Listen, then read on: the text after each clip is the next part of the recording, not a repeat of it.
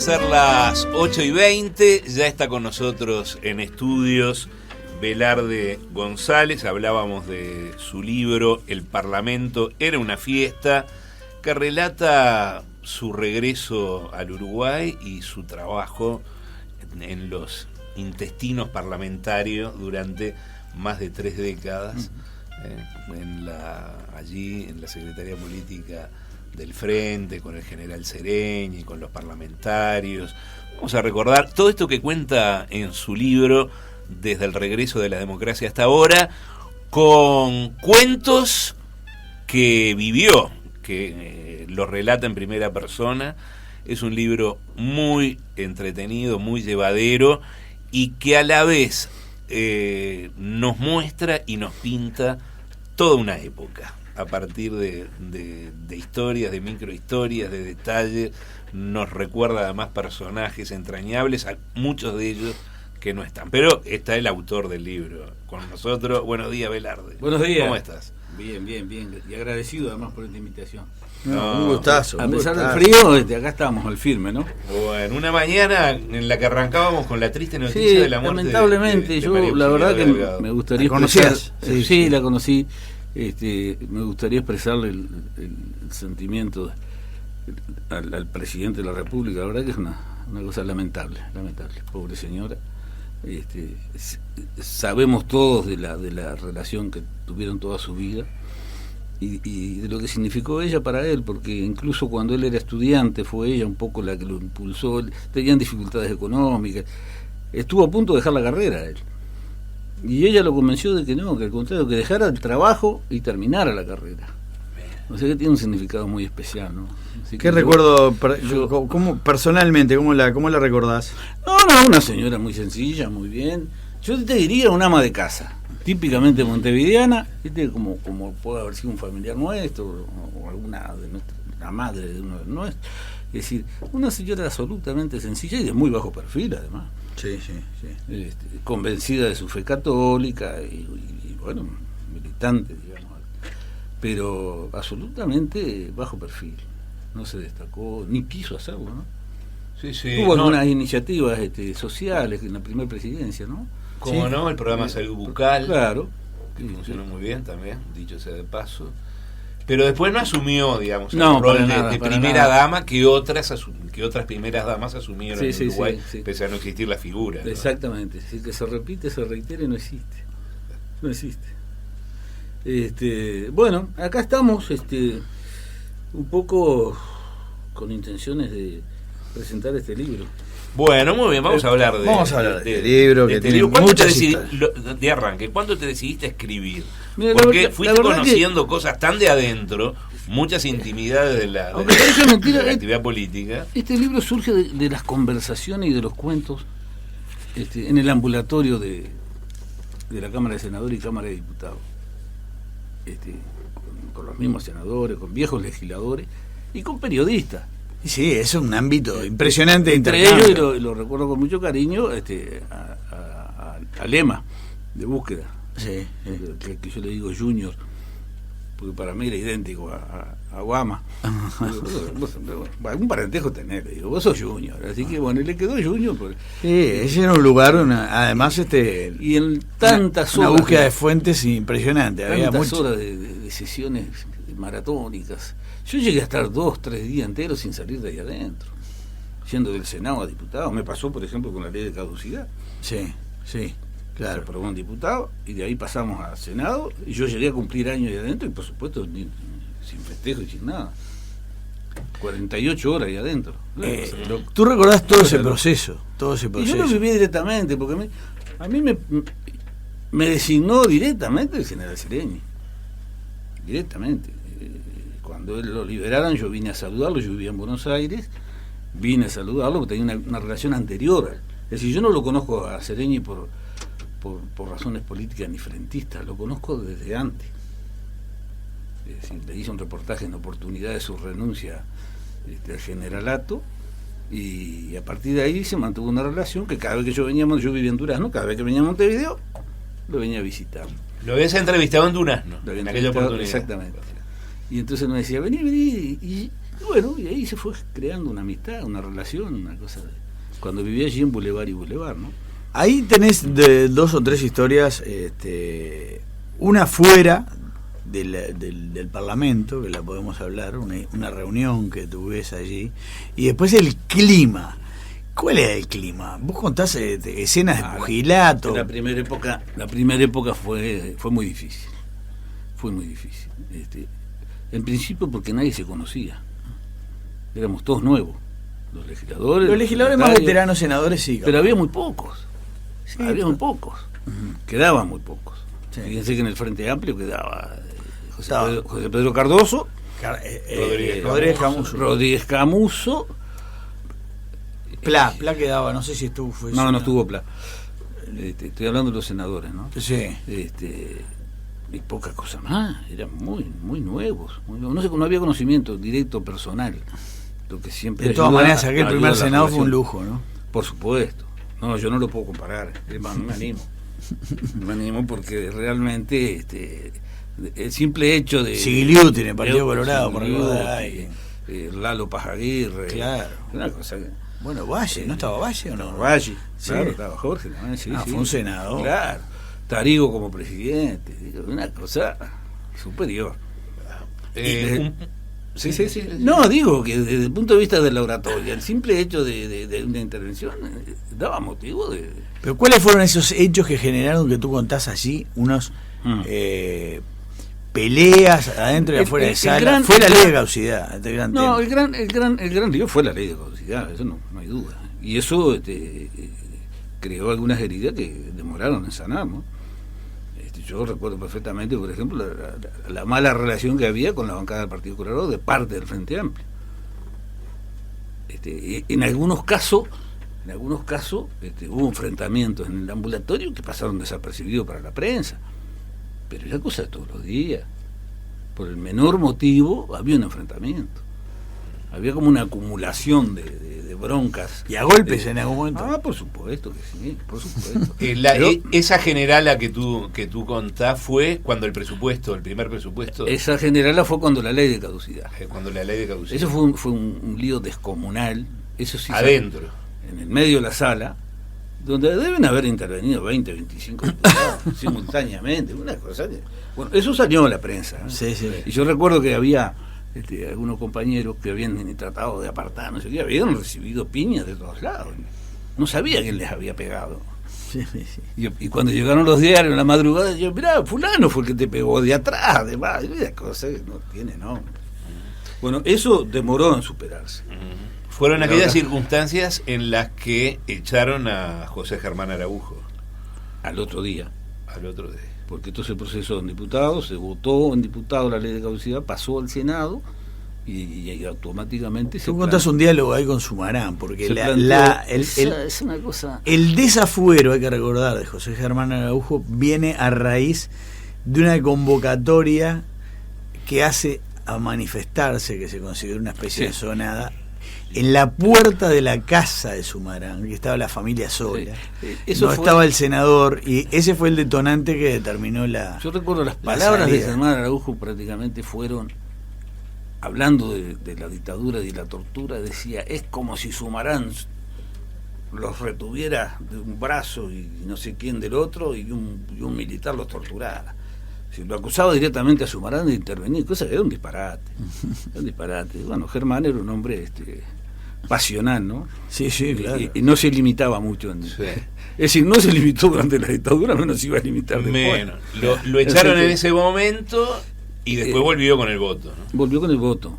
Y el discurso que tiene mucho que ver con eso fue el de Rodríguez Camuso, que cuando defiende a Germán, señala a todos los senadores y dice, seguramente la mayoría de los que están acá no van a estar cuando regrese Germán a ocupar una banca. Una cosa que... Y bueno, ocurrió ciertamente eso. Lo que pasa es que le costó la banca del Senado a Rodríguez Camuso. Ajá, claro. Porque cuando Germán vuelve a ocupar la banca de Rodríguez Camuso, y Rodríguez Camuso va diputado. O sea que no quedó muy contento. Y se termina volviendo al Partido Nacional, además. Después, sí, más adelante. Ya, Rodríguez Jamús. Cuando el lío aquel del filtro y todo lo demás, ¿no? Sí, sí. Pero yo quiero hacer una aclaración con respecto a este libro. Decinos. No, este libro tendría que haber salido hace un año, Ajá. por lo menos. En oportunidad de mi expulsión de la bancada, porque a mí me echaron de la bancada. Bueno, eso lo tengo para hablar. ¿Qué pasó? Y yo, no, pero simplemente aclaro esto. Este libro yo lo había acordado con una editorial, que a último momento, y se lo voy a decir, porque hay que las cosas, a mí me gusta hablar de frente, me censuraron el libro. Este libro ¿Qué editorial? Eso sí me lo reservo. Pero, ¿y por qué qué quiere decir que te lo censuraron? Había palabras y había cosas que yo cuento acá que no las aceptaban. Ajá. En algunos casos por una cuestión de género y en otros casos por cuestiones políticas. Cuestión de género. Sí, exactamente. Que por ejemplo el relato Y por ejemplo, del legislador que pierde el carnet de legislador en un motel. Y uno que se relaciona con un travesti y cosas así. Bueno, pero yo lo que hago es un relato objetivo de lo que ocurrió. No estoy inventando. Entonces, bueno, me molestó mucho. Una noche sensacional. Exacto. Lo leyó usted. Bueno, sí. Me molestó tanto que me fui. Acá todo el mundo golpea las puertas de las editoriales para que le publique. Bueno, yo debo ser el único caso que le dije que no. Tanto le dije que no que tuve que crear una editorial que ahora es mía, que se llama Sin Censura. Sin Censura. Y está registrada y existe. Y la pongo a disposición de quien quiera publicar. Bueno. ¿Eh? Bienvenido a la Así que oferta a veces esos traspiés tienen consecuencias saludables, ¿no?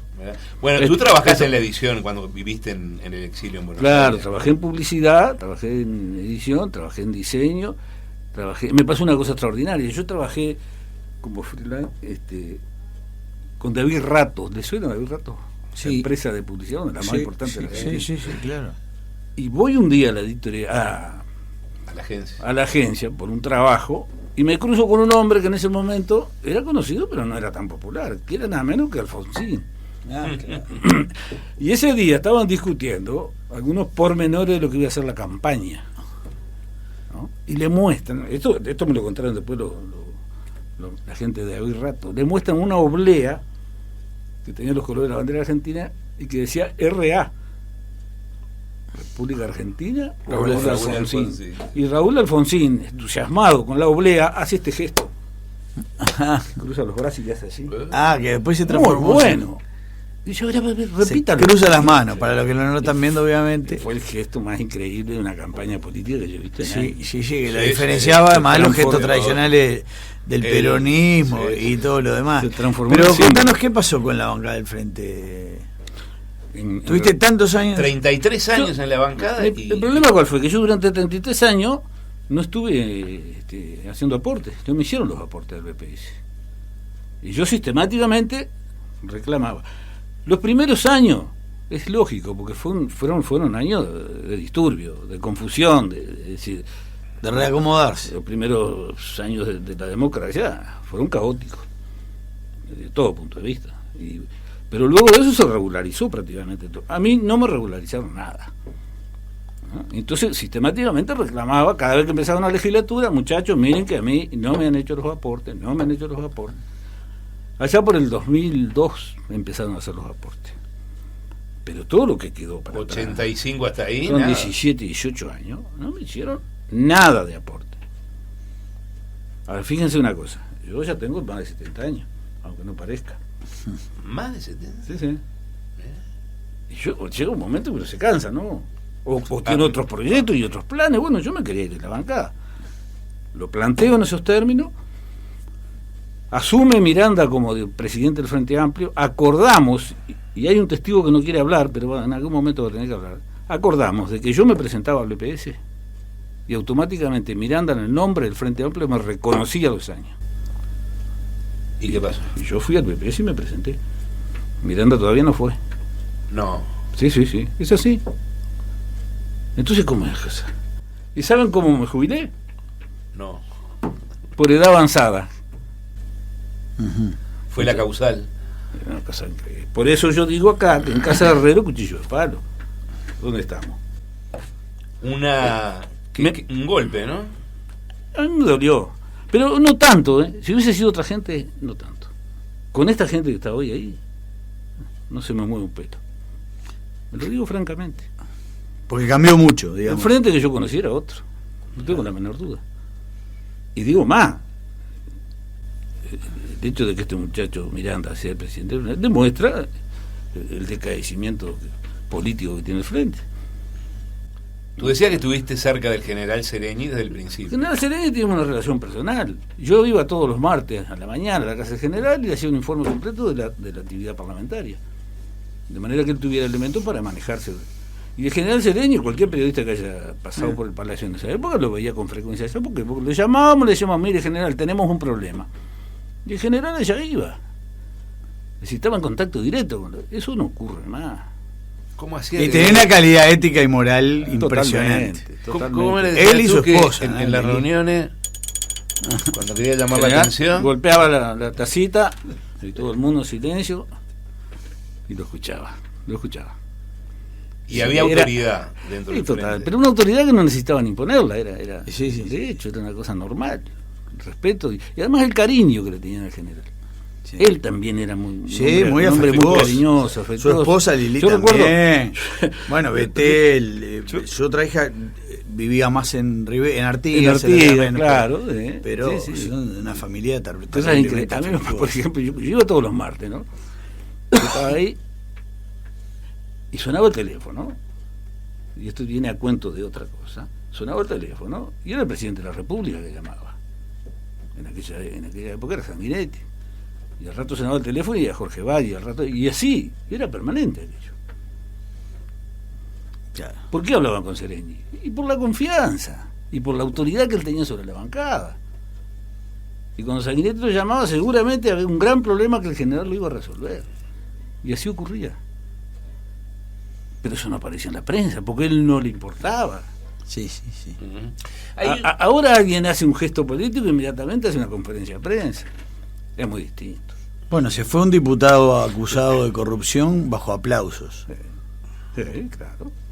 Eso era impensable antes en el frente, ¿no? Yo estoy terminando ahora Humberto Eco, el cementerio de Praga. Ah, sí, lo leí. Y él habla de un personaje Lo leí. que se llama Eróstrato.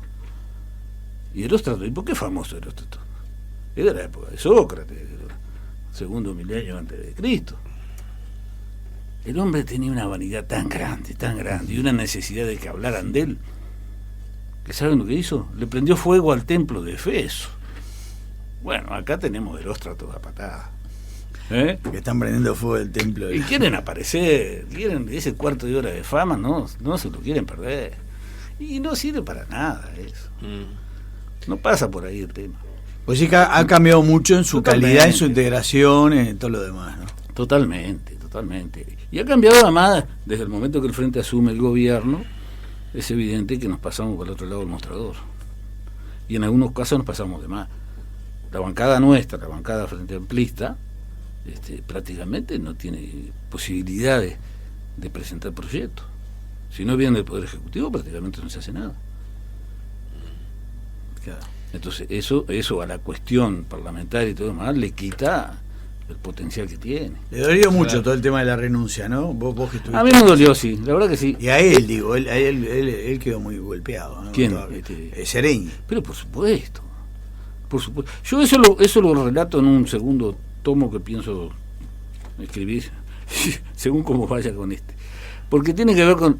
no es una conspiración, pero sí participaron elementos extraños a la política uruguaya en la decisión de que Seregni renunciara. ¿Cómo?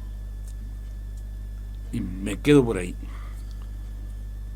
En la decisión de la renuncia de Seregni operaron Sí. fuerzas extranjeras, Sí, digamos. sí, totalmente. Puedo decir una sola cosa. Ah, Participó directamente el PSOE español. ¿Lo dejamos por ahí? Bueno, yo no lo dejaría, pero bueno. No, muy interesante. Junto a Vázquez. Bueno, esa consideración habría que hacerla a otro nivel, pero me consta que es así. Que el Consta PSOE, que- el PSOE sí. metió cuchara. Cuchara y recursos y gente. Ellos montaron una oficina acá, Mateo.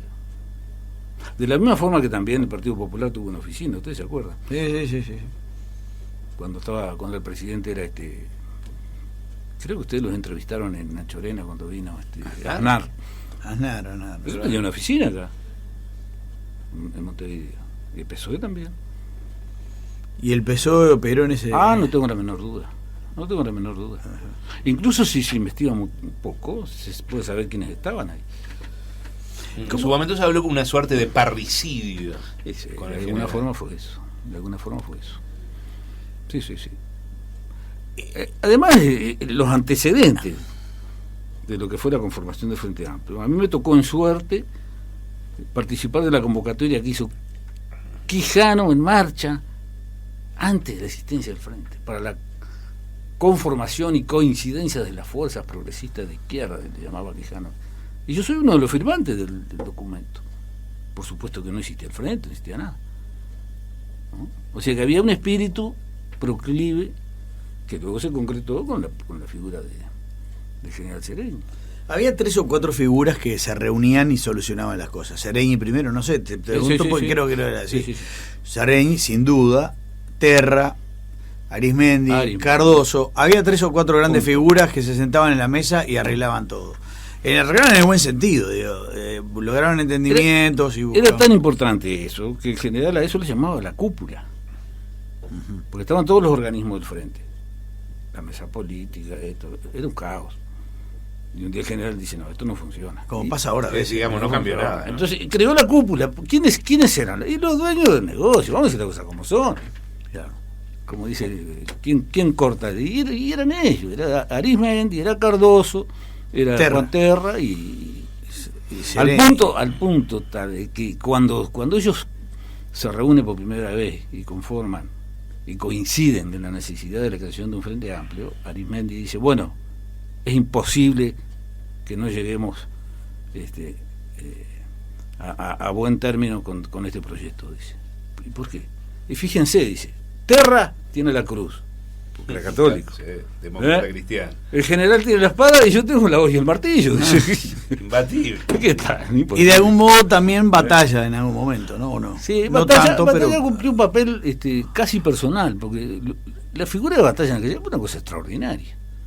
Yo recuerdo, y por ahí lo relato en algunos casos, de salir con batalla a la calle y no poder caminar 20 metros. Era la figura más popular de Frente en el momento. Y del país. Sí, tuvieron la bancada mayoritaria. Al punto que la gente lo paraba permanentemente, lo saludaba, lo abrazaba. La gente lo quería. Se la jugó mucho en la dictadura. Sí. Fue abogado de Sendic, abogado de Sereñi, abogado de la familia Miranda. La única prohibición que hubo durante la dictadura de un canal de televisión la provocó Batalla. ¿Te dan cuenta? ¿La del 10? Mira. Hubo. Después se terminó mudando de su barrio de La Teja porque había problemas. Había problemas. Fue agredido, eso fue lamentable. Se fue muy injusto con la figura. Además él ya estaba enfermo. Pero se fue muy injusto con él, ¿no? Totalmente. Las diferencias internas llevaron a que se generara un clima hasta de odio increíble. Por un hombre bueno, un hombre realmente bueno, otro hombre bueno, bien intencionado. Y tú contás una anécdota desconocida, totalmente desconocida para nosotros, que creo que para todo el mundo. Una noche en la que tú andabas por las calles de Montevideo y ves aparecer un auto que lo reconoces a quien iba adentro. Exacto. Y que curiosamente para en 18 de julio, donde sigue estando el círculo militar, que reunía a los militares, digamos, más ultradefensores de la dictadura. Exacto, en aquel momento de salida, ¿no? Fue una casualidad eso. Fue una casualidad, pero ocurrió así. ¿Lo viste? me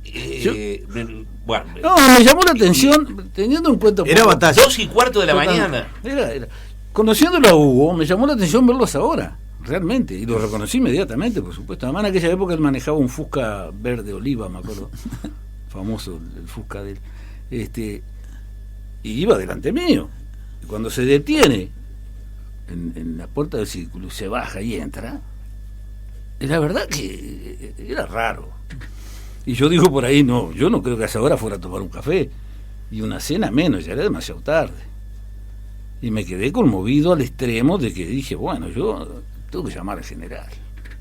El general nos había dicho, nosotros teníamos un grupo de trabajo con él, y nos había dicho que en el momento que fuere, si era necesario. Usted recuerda que era una época de convulsión. Sí, la gente no sabe. O sea, mucha gente, sobre todo la gente joven, no tiene ni idea. Los militares no querían pasar por la justicia. No, de ninguna manera. Era una época además, a diferencia de lo que había ocurrido en Argentina, que no se tiene en cuenta muchas veces, como se habla muy livianamente, los militares se fueron con todo el poder. Totalmente. Totalmente. Transaron, hicieron el pacto de naval, pero el poder tenían mucha fuerza. Totalmente. No se fueron derrotados como los argentinos de la Malvinas. Ustedes recuerdan que incluso después del advenimiento de la democracia, torturaron y mataron a Rosli. Sí, en el final de la año 84. Sí, prácticamente. Sí. O sea que el poder, la fuerza, las armas, lo tenían. Obvio. Estaban enteros, la verdad es esa. Y que eso se veía, eso desde el exterior muchas veces no se veía. Es posible. Vos ibas a Buenos Aires a encontrarte cuando iba a la cobertura de Wilson u otra gente y creían que el régimen estaba mucho más débil. No estaba. Sí, bueno, el propio Wilson. El propio Wilson. No y yo iba a las coberturas y vos escuchabas los discursos y al final te convencías, después volvías a Montevideo y veías, está todo controlado. Sí. Volviendo a la anécdota esa historia que vos contás de batalla, lo llamás al general en medio de la madrugada, más de las 2 de la mañana. El general nos había dicho, si me llaman, la verdad que sí, mira, ahora que... Lo que pasa es que la verdad que me costó llamarlo. Me costó. Sabiendo cómo era el general y todo, con su costumbre, y bueno, chao. No habían celulares. Lo llamé, recuerdo el teléfono está ahí, público, hasta hace poco estaba ahí a la vuelta del banco hipotecario, por ahí había ahí lo llamé. Y bueno, yo temblaba, la verdad que yo era relativamente joven, o más joven que ahora, ¿no? Y bueno, lo llamé y le digo, mire general, acabo de ver esto. Y bueno, recuerdo que aquel silencio, porque él tenía un trato muy cariñoso con nosotros y todo. Pero cuando me trató de usted, entonces yo vi que la cosa era muy pesada, ¿no? Y me dijo, mire, usted no vio nada. Textual, váyase a dormir y convoque a la bancada para mañana. Me fui temblando, ¿qué voy a dormir? No dormí nada toda la noche, te podrás imaginar. ¿Qué había pasado? Se estaba negociando. Los militares habían ofrecido 7 u 8 nombres, ¿se acuerdan ustedes? Sí. A cambio de que no se tocara a nadie más, ni se investigara ni los delitos económicos, ni las torturas, ni las desapariciones. A cambio de eso ofrecían 7 u 8 nombres. Yo me acuerdo porque yo cuento en el último libro de entrevistas, en una conversación telefónica con Jorge Valle, yo le dije, van a negociar con 7 u 8 cabezas de turco, y se enojó mucho con la expresión. Me dijo, nunca más dígalo de cabeza de turco. Pero estaban negociando. Estaban negociando todo, incluso el frente. Claro. ¿Y quién era el hombre encargado de la negociación? Era Hugo Batalla, hombre de confianza del general Sereño. ¿Qué pasó con esa negociación? Yo no lo sé. ¿Pero qué pasó en la reunión del otro día? ¿Vos tuviste o tuviste alguna referencia? Entonces se convoca la bancada, el general hace un... ¿Diputados o las dos? De senadores. Senador. Y había algún invitado allí, diputado que se coló, no me acuerdo bien, pero fundamentalmente senadores. Y el general les relata, no esa reunión, sino que le da una imagen general el conjunto de la negociación, de lo que estaba pasando con las negociaciones. Y bueno, y ahí prácticamente aparecieron 2 posiciones muy claras que estaban representadas por Germán Araujo, que quería o todo o nada. Germán quería llevar a todos al ejército, a los tanques, a todos presos, porque era así Germán. Y Rodríguez Camuso, que planteaba que era interesante la posibilidad de aceptar esos 7 nombres y no meterse en Honduras. Por supuesto que no sabía nada, y fue el gran lío que tuvo el frente, que no lo pudo resolver nunca. En definitiva termina solucionándolo la ley de caducidad, porque el frente internamente quedó muy mal herido con eso, muy mal herido, en situaciones incluso irreconciliables en algunos casos, ¿no? Y algunos partidos como Partido Socialista y otros no estaban, no la tenían muy clara tampoco, no la tenían muy clara. ¿Y tú guardaste el secreto ese de batalla? Y sí, porque yo no... Es decir, ¿cuál era mi compromiso? Mi compromiso era con el general. Él nunca me pidió que me callara la boca ni que no hablara, pero me pareció que correspondía. Pues si te digo, usted no vio nada. Y como, claro, pero al otro día él hizo un relato. Claro, hasta el día siguiente. A mí me contuvo eso. Usted no vio nada, váyase a dormir. Y bueno, se murió general, se murió Batalla. Pasó el tiempo. Estamos un poco más grandes. Y bueno, hoy yo creo que la gente tendría que saber esas cosas. Seguramente debe haber otras más, ¿no? Pero sí. Bueno. Tú contabas ese contexto de bien la salida, ¿no? sí, muy interesante. Bien interesante todo el libro, hay que decirle a la gente, ¿no? Ese clima de la salida que se ve en algunos episodios que relata. Por ejemplo, la vuelta al Palacio Legislativo, que había sido un trofeo de guerra, el principal trofeo de guerra de la dictadura. Por supuesto. Los primeros lugares que fueron a ocupar cuando... La foto famosa entrando al comando, el jefe del ejército entrando, pisando firme por el Salón de los Pasos Perdidos, como si fueran los dueños. Bueno, y tú contás el regreso a ese Palacio Legislativo que está ocupado por un consejo, un triste consejo. El regreso fue el desconcierto total, la falta de información, el desconocimiento de la gente. No sabíamos qué funcionarios podían ser relativamente democráticos, digamos, porque después de tantos años muchos de los funcionarios venían de atrás, estaban encantados algunos. Más allá de que no laburaba nadie. Más allá de que iban al baño y no podían hablar porque le grababan lo que hablaban. Había micrófono. Funcionaba el Consejo de Gobierno que recordar que era unicameral. Consejo de Estado. Consejo de Estado. Que tenía una sola cámara, ¿no? Exacto. Y gente nombrada a dedo que se ofreció. Algunos de ellos después fueron, digamos, que se reivindicaron democráticamente, como el caso de Millor, ¿no? Sí. Que digamos que por el voto popular volvió a las cámaras. Sí. Y tú contás, por ejemplo, detalles tales como que hasta había desaparecido la alfombra roja. Se lo robaron. Había en los días de los fastos democráticos, cuando venía un presidente o un acto protocolar importante, se desplegaba aquella, no sé si se acuerdan, aquella alfombra roja, caminero rojo por la escalera. Era una maravilla. Cuando fueron a buscarlo no estaba por ningún lado, desapareció. La deben haber cortado en 14 pedazos y debe estar en la casa de algún general o coronel o algún cuartel por ahí. Desapareció, junto con la máquina de café. Bueno, esa historia de la máquina de café de película. Pero esto es insólito, porque se llevaron la máquina de café a un cuartel, no sé cuál. Bueno, hasta ahí. Resulta que la máquina se descomponía y durante la dictadura venían a buscar al técnico que había en el palacio que arreglaba la máquina de café. Uno de los muchachos mecánicos que arreglaban cosas, entre otras cosas la máquina de café. Pero cayó la dictadura y vino la democracia. Y los tipos venían al palacio a buscar al técnico de la máquina de café para que se las arreglara porque en el cuartel no sabía. Seguían con la máquina. Seguían con la misma máquina. Es insólito. Y las reuniones que había, ¿no? Yo recuerdo perfectamente el despacho de Sumarán, por ejemplo. Recuerdo perfectamente el despacho de Batalla. Eran lugares de encuentro. Reuniones, y es así conspirativas, ¿no? Y lo digo con toda responsabilidad, donde participó Juan Raúl Ferreira, que ahora aparentemente estaría en el Frente Amplio, armando toda la película de la destitución de Germán. Digo, porque lo hicieron en un despacho al lado del mío. ¿Cómo fue? Y bueno, el presidente de la Cámara de Diputados era Ituño. Había una gran conmoción externa, la gente estaba muy soliviantada en la puerta del palacio. Había mucha sensibilidad. Cometió un error Germán en mandar a la manifestación a la puerta de la casa de Sumarán, que estaba la familia esa gente sola. Después se traslada al palacio. Sí. Y ahí hubo una gran represión, la verdad es esa. Y acá viene otro tema que tiene que ver con un colega de ustedes. Hubo una gran represión. Se lastimó gente, se rompieron autos, una cosa escandalosa. Y venía cuento de... No, esa reunión en la que se cocinó la destitución. Ituño, preocupado por la situación, lo llama a Marquesano, que era ministro del Interior. Y ministro del Interior, Marquesano, como un caballero, viene al palacio.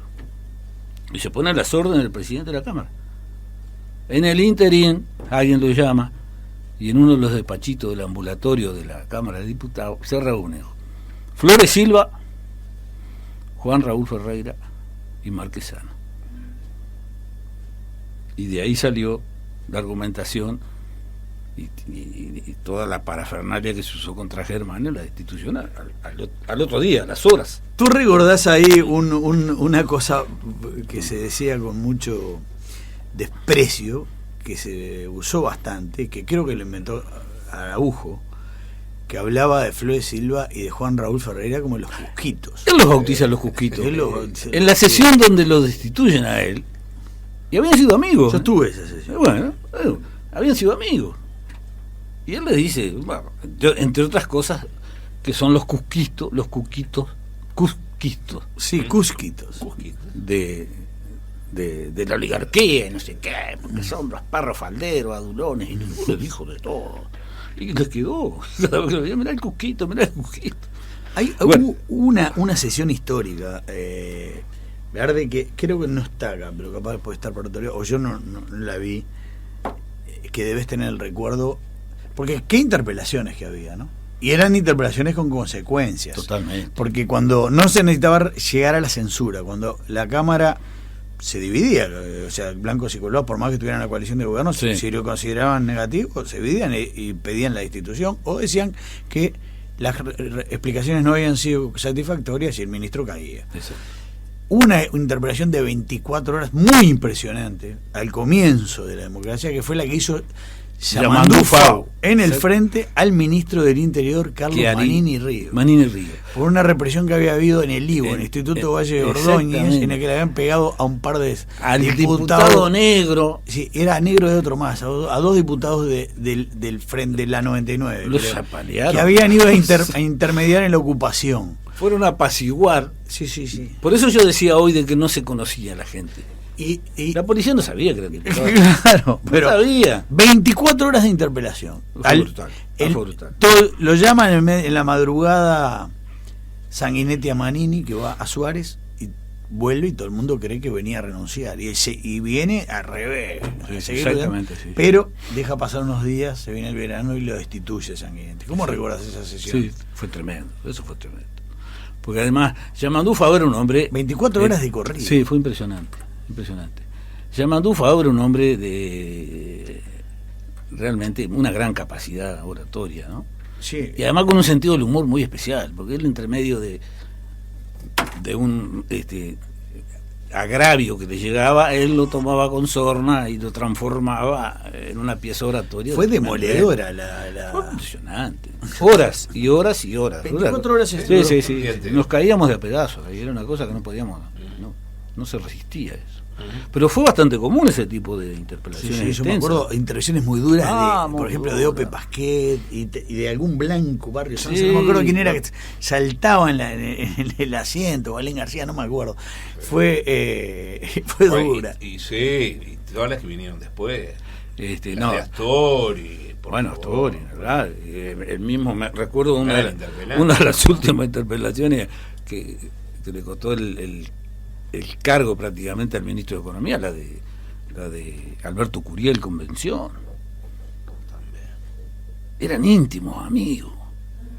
Sin embargo, fue una dureza que renunció Bención, ¿se acuerdan, no? Sí. Dos ministros del Interior cayeron con Sanguinetti, porque después cayó Forteza. El Piti estuvo Forteza, muy poco tiempo. El Piti Forteza, el gourmet número uno del los ministros caían en esa época. Grande sí. Piti.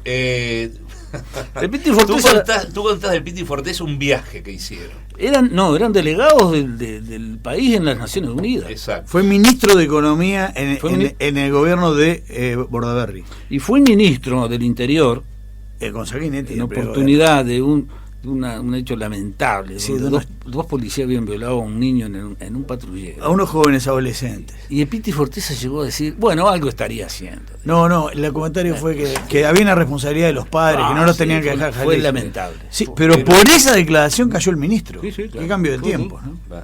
Pero vos recordás en el libro, ¿tú estuviste en el apartamento? No. ¿De Nueva York? De Nueva York. No, pero lo conozco así porque las referencias eran permanentes. Ofició de cocinero. El Con Piti los escasos recursos que tenía. ellos hicieron un fondo común.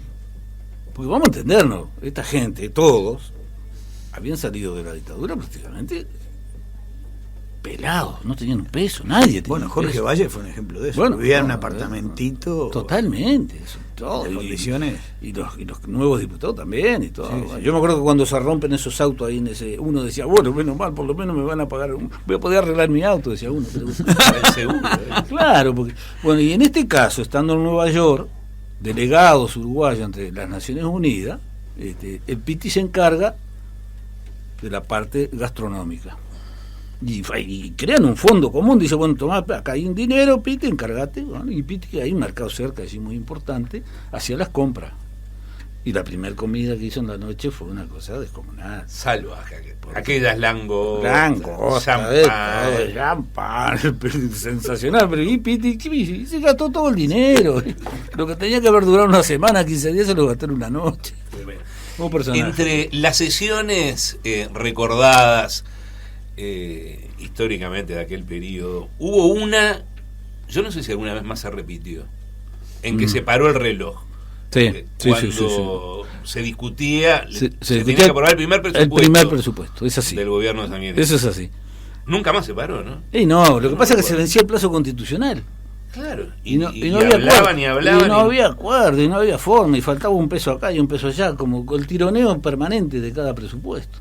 Y Tarígo llamó a un funcionario, que no recuerdo el nombre, pero lo conozco perfectamente, y le dijo, vaya y pare el reloj. ¿Cómo? Pare el reloj.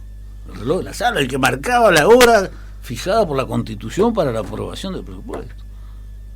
Y el hombre fue y lo paró el reloj. O sea que ese presupuesto se aprobó en forma inconstitucional. Fue el primer presupuesto en democracia. Una cosa Lo de Tarígo increíble, ¿no? Fue Fue magistral también, ¿no? Bueno, el presupuesto se terminó aprobando, ¿no? En las últimas semanas, meses y todo, yo he oído que se habla mucho de la importancia del vicepresidente y de la capacidad negociadora. No es verdad eso. Eso no es verdad. ¿Por qué? Porque no es así. Los vicepresidentes cumplen una tarea, una función política, ¿no?, de coordinación interna, y no va más allá de eso. Los casos más importantes que hubo en este país, que fueron, por ejemplo, ustedes recuerdan lo que pasó con el gobierno de Jorge Valle, cuando en el 2002 el país se caía a pedazos. Sí, ¿Quién negoció? ¿El vicepresidente? Achugarri. No, Achugarri. Fue Achugarri. Y en el primer periodo, el que negociaba el nombre del Partido Colorado no era el vicepresidente, era Cataldi. O Marquesano. No recordaba. ¿Entendés? Cataldi y Marquesano. Entonces- era el coordinador de la bancada colorada. Washington Pero era Cataldi, diputado, presidente de era Peñarol. diputado, y en diputado él decidía Bueno. lo que tenían que hacer los senadores. Era Cataldi o Marquesano. El cargo de vicepresidente es muy importante, es protocolar, vamos a decir las cosas como son. Bueno, lo que pasa que ocurre que se supone que en este periodo va a haber un parlamento muy fragmentado, va a tener que jugar un rol. Pero viene todo determinado de fuera. Lo que es cierto Es el que poder ejecutivo el que indica qué hay que hacer. Lo que es cierto Bueno. que en la mayor parte de los casos, desde el restablecimiento de la democracia, el pasaje por la vicepresidencia no resultó en general un fortalecimiento de la figura. Claro. No hay nadie que haya salido de la vicepresidencia así con gran batalla. Quizá Tarígo era el primero que después murió. Tarígo era una cosa institucional, era el Claro, primero. había ¿no? tenido un papel en la Claro, transición, claro, el famoso claro, plebiscito, de seguro. opinar, Sí, etcétera, sí, sí, etcétera, ¿no? Velarde, en ese palacio legislativo que se recuperó en el 85, en el cual, bueno, se habían afanado la cafetera,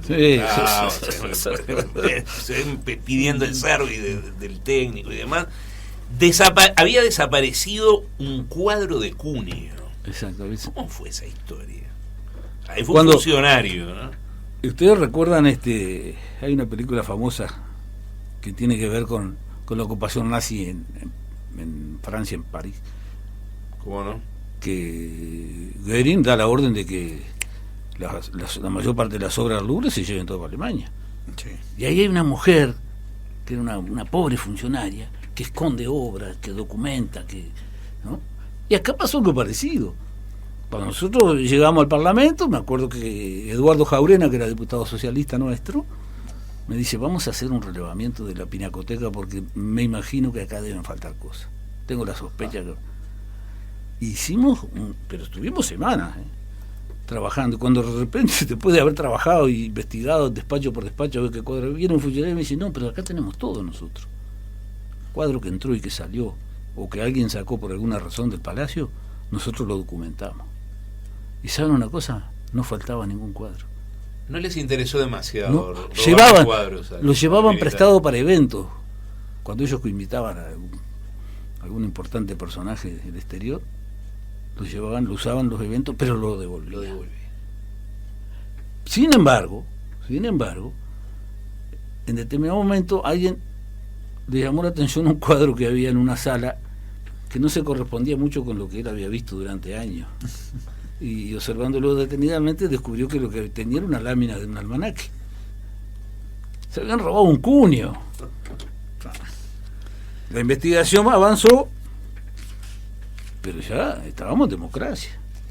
Bueno, hay un tema pendiente en la había intendencia sido un ahora. Funcionario desleal, ¿no? Que yo digo ahí, entre los vapores del alcohol de sus copiosas libaciones, el hombre se llevó el cuadro y salió a venderlo por la galería. Claro, acá todo el mundo sabía qué obra era. Y lo denunciaron. Lo denunciaron y lo echaron. Lo más increíble es que ese funcionario lo reintegraron después, ¿no? Lo reintegraron. La reparación. Sí, lo reintegraron. Pero se recuperó la obra, o sea que bien. A salvo la pinacoteca. Wilson aparecía, sí. Yo lo vi al comienzo, ¿no? Sí, yo lo vi ya estaba muy enfermo, yo diría unos 20, 25 días antes de su muerte. Estuvo en el Parlamento y estaba muy mal ya. Muy mal, la verdad que sí. Pero él iba, sí. Bueno, la famosa Sala Verde, se le llama Sala Verde, es el lugar de reunión del Partido Nacional. Sí. Y ahí venía Wilson, se reunía con las bancadas, pero lamentablemente ya estaba muy... Yo creo que hubiese cambiado la historia de este país el hecho. Y no precisamente porque yo coincida con todo lo... sino porque el equilibrio político hubiese sido distinto, ¿no? Sí, si hubiese vivido Wilson. Claro. Yo, entre otras cosas, digo, no hubiese existido Mujica, por ejemplo. No, porque Mujica es blanco. Sí. Era realista, sí. Bueno, pero ustedes saben que cuando Mujica era presidente, en la sala había un sillón vacío que no lo usaba nadie. ¿En qué sala? Acá, en la presidencia de la República. ¿Por qué? Porque era el homenaje que Mujica le hacía a Wilson. ¿Ah, sí? Una silla vacía. Mirá vos. Eso habla de los sentimientos de Mujica hacia... ¿Ya en Torre Ejecutiva? Sí, acá. Mirá vos. Sí. Entonces yo digo, ni idea. Era tan blanco que seguramente Mujica se hubiese plegado y ahí lo hubiese absorbido la marea blanca. Sí, estaba todo el MLN, pero es complicado, pero bueno. Sí. Graciela dice, quiero leer ya ese libro. Mirá vos. Graciela. Bueno, el 661 dice, no fue parado el reloj sino atrasado, dice esta persona. No sé si está bien. Sí. Tú lo iba atrasando. Sí, lo pararon unos minutos y después Marrón Estadio dice que fue el minuto más largo del Parlamento. Y bueno, dice, la segunda vez que se paró el reloj fue el minuto más largo del Parlamento y su historia del día que renunció Sendik y la oposición se cayó la boca. Bueno, es otra cosa. Y eso es una vergüenza, pero no pararon el reloj. Sí, después dice, qué triste ver los cambios de paradigmas éticos en las conductas de nuestros dirigentes. Gran reportaje, saludo a Ernesto, que además dice, no se olviden de grandes vicepresidentes como Gonzalo Aguirre, dice. Qué personaje. Sí, también, personaje. ¿No? Y fíjense lo que son las cosas, las vueltas de la historia. El Parlamento hace una semana o dos perdió bastante tiempo discutiendo si expulsaba o no a un diputado que había chocado unos autos en Punta del Este. ¿Lo recuerdan? Sí, claro. ¿Cuánto hace? 2 semanas. Ahora 2 semanas, y lo reintegraban o no, bueno, esa era la discusión. Gonzalo Aguirre, siendo vicepresidente de la República, totalmente alcoholizado, reventó un par de autos y chocó contra un árbol saliendo de un boliche que se llamaba Ley Seca. Sí, muy conocido. Pero hasta ahí está todo bien. ¿Y qué pasó? Vicepresidente de la República. Pero el otro día tenía que recibir a Bush, padre, que venía por primera vez al Uruguay. Y lo recibió vendado, que parecía una momia. ¿No se acuerdan de eso? Y si tiene una tremenda cicatriz en la frente. Sin embargo, a nadie se le ocurrió pedir la destitución de de Gonzalo Aguirre, porque... Y entonces, ¿qué mamarracho es este de pedir que lo echen a este hombre porque chocó? Lo que pasa es que lo de él quedó todo filmado, fue público. Ustedes se acuerdan. Y además no existía la prohibición del alcohol en aquella. Pero digo, sí, nos vamos de un extremo al otro. Sí, sin sí, totalmente. Bueno, la avenida de Bush, padre. Esa fue complicada. Fue complicada. Y tú contás. Mirá, ¿cómo se vio en figurillas Tabaré Vázquez siendo intendente pero estuvo muy para estricto. entregarle las llaves de la ciudad? Él consultó y el clima que había en la calle era realmente serio. Era serio. Y convocarlo a Bush a la intendencia era simplemente el escándalo. No había garantía de seguridad ninguna. Sin embargo, en el Parlamento ya hacía más de una semana que los servicios de seguridad de la presidencia de Bush estaban operando. Entonces se consideró que lo mejor era entregarle la llave en el Parlamento. Y bueno, y yo estaba ahí porque los que estaban la presidenta de la Junta, o presidente era, ¿no? Presidente. Yo no me acuerdo quién estaba en aquel momento. No, la secretaria de la Intendencia, que era aquella señora que después fue ministra de Defensa, Azucena Berruti. Jerónimo, que mi querido amigo Jerónimo Cardoso, lamentablemente. Porque estaba en Relaciones Internacionales. Relaciones Internacionales. Tabaré, que era el intendente, fotógrafo, la traductora y los hombres de la valija negra. En la época que andaban con la valija del botón atómico. Y yo, no había nadie más. Entonces, bueno, Tabaré ensaya allí un saludo, un discurso, no sé qué. Tabaré estaba muy nervioso. Y Bush, con una gran cancha, le dice: intendente, no se preocupe, cuando me vaya, lo abraza y le dice: cuando me vaya se la devuelvo. El tipo sabía absolutamente todo lo que estaba pasando en la canchero, casa, pero total. Y no es el único caso de Bush, tiene por ahí otras cosas más también. Bueno, Tremendo todo lo que está contando Velarde, que decís, tomo 1 del Parlamento era una fiesta. Espero que sí. Porque ahora que tenés tu propio sello editorial, no te vas a censurar vos mismo. Espero que esta editorial me autorice, ¿no?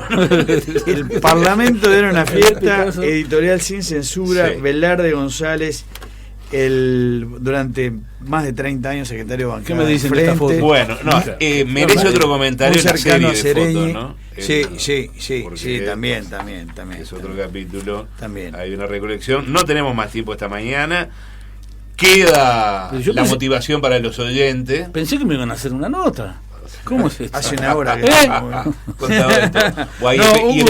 y esperamos el segundo tomo. Sobre todo que la historia esa que tiraste de la punta de la madeja, no sabemos lo que viene abajo del iceberg. Me gustaría empezó operando para la renuncia de Sereñi. Me gustaría confirmar algunos hechos más y en el próximo volumen espero que salga, ¿no? Bueno, si me permiten, quiero saludar a mi amigo Sergio Berruti, que está con una gripe. Nuestro amigo, un amigo. Así que le mando un fuerte abrazo, que se mejore y que cumpla con lo que me prometió. Bueno, un asado. Bueno. ¿Se puede decir? No, se puede decir, no sabemos. Bueno, muchas gracias, Velarde. No, el agradecido soy yo. Mauricio Almada, Alfonso Leza. Para empezar el día.